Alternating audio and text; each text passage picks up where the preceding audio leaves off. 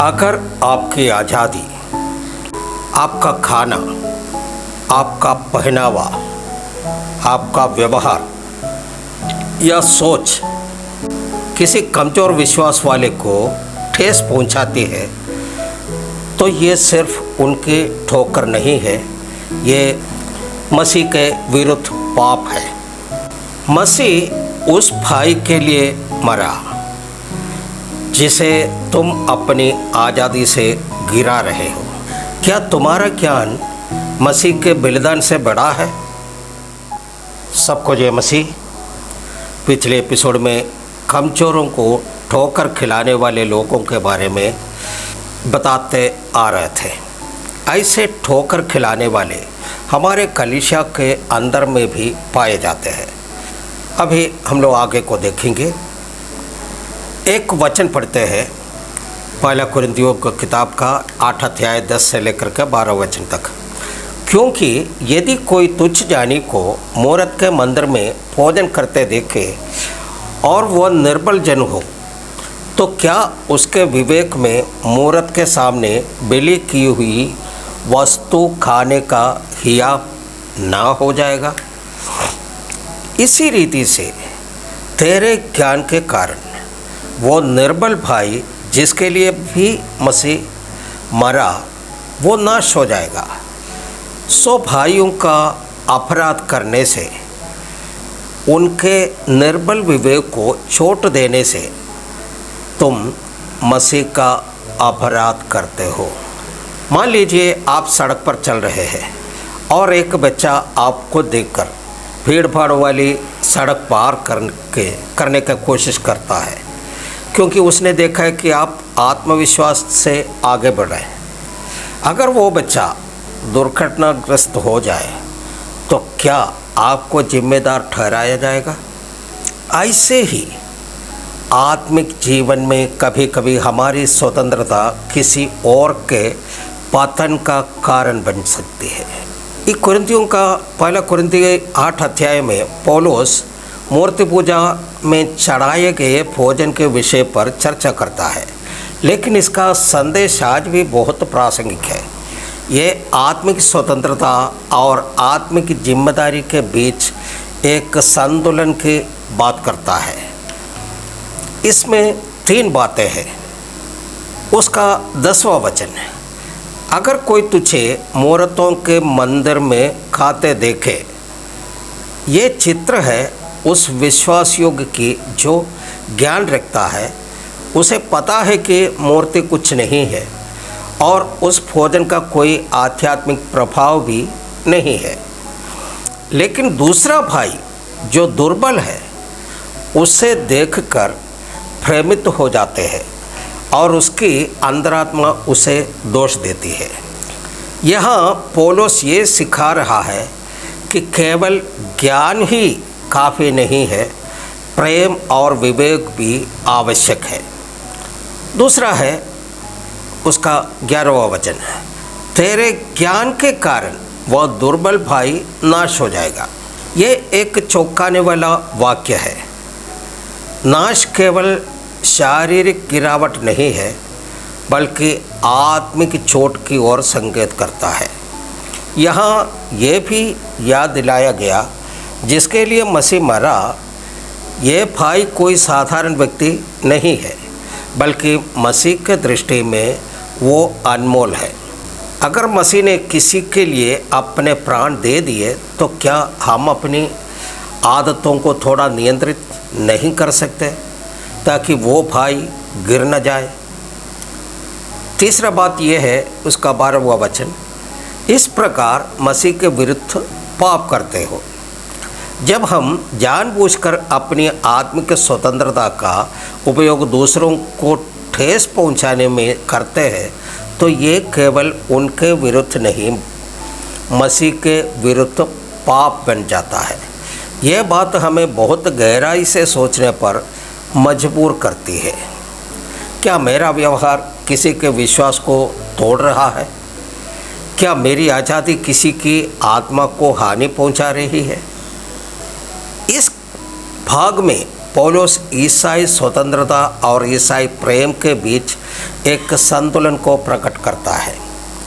हम में से कई लोग ज्ञान से भरपूर हो सकते हैं, लेकिन अगर हमारे पास प्रेम नहीं है तो हम आत्मा के दृष्टि से दूसरों को गिरा सकते हैं। सच्चा मसीही जीवन केवल मैं क्या कर सकता हूँ उस पर नहीं, बल्कि क्या इससे मेरे भाई को लाभ होगा, इस पर केंद्रित होता है। ये सिखाता है कि आत्मिक परिपक्वता केवल बाइबल ज्ञान में नहीं, बल्कि दूसरों की भलाई की चिंता में है। यह संदेश हमें बुलाता है आत्मा जांच के लिए। हम अपने आप को इन सवालों को करना चाहिए। क्या मेरी आज़ादी किसी की ठोकर बन रही है? क्या मैं अपने ज्ञान के घमंड में किसी दुर्बल भाई को नज़रअंदाज कर रहा है? क्या मैं ऐसा जीवन जी रहा हूँ जो प्रेम से भरा है, वो प्रेम जो दूसरे की आत्मा की रक्षा करता है? मसीही स्वतंत्रता का उपयोग जिम्मेदारी से करें, ताकि हम किसी के लिए ठोकर का कारण न बने, बल्कि उनके विश्वास को बढ़ाने का साधन बने। पहला कुरिन्थी 8 का 10 और 11 जो वचन है उसी का आधार पर देखते हैं। क्या आपने कभी सोचा है कि आपकी आज़ादी किसी और की आत्मा को गिरा सकती है? क्या हमारा ज्ञान किसी भाई की भक्ति पर भारी पड़ सकता है? ये सिर्फ तुम्हारे और परमेश्वर के बीच नहीं है, इसमें कोई और भी शामिल है।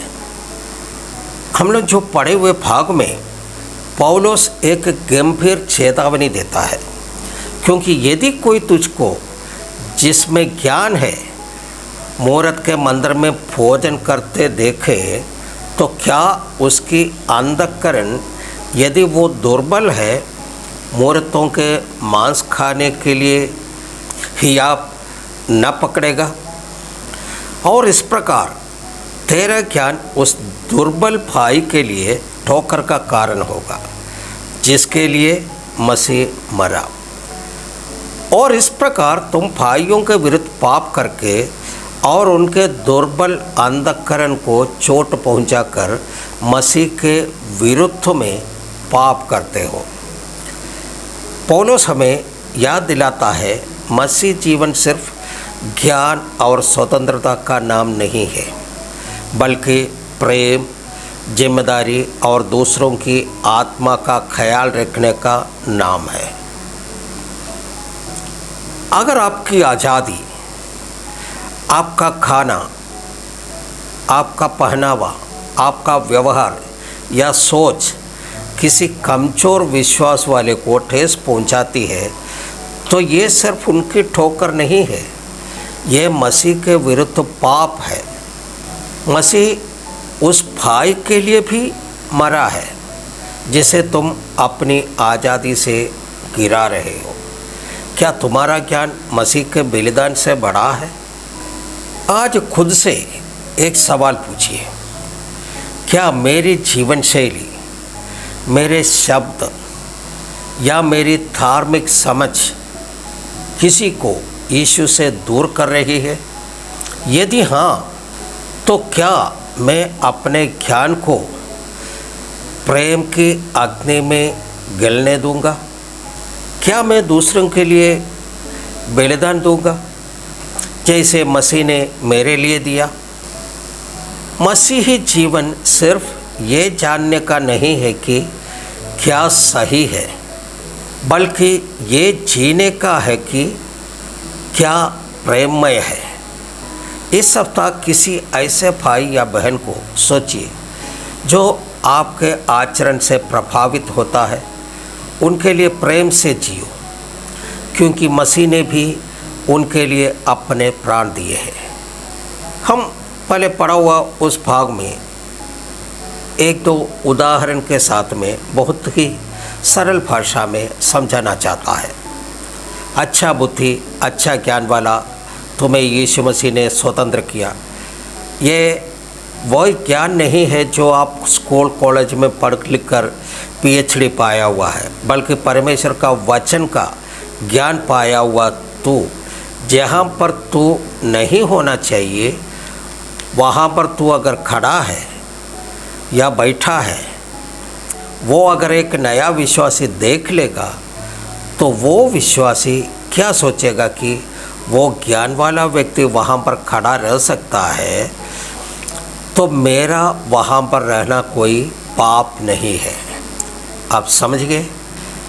कल्पना कीजिए आपका पास्टर अच्छा पढ़ा लिखा है, वचन में बहुत ही पक्का, पवित्र और परमेश्वर के वचन का अपार ज्ञान वाला, और विश्वासियों के लिए पास्टर एक आदर्श पुरुष है और एक नमूना है। मान लीजिए यही पास्टर एक सिनेमा हॉल के खिड़की के पास खड़ा है।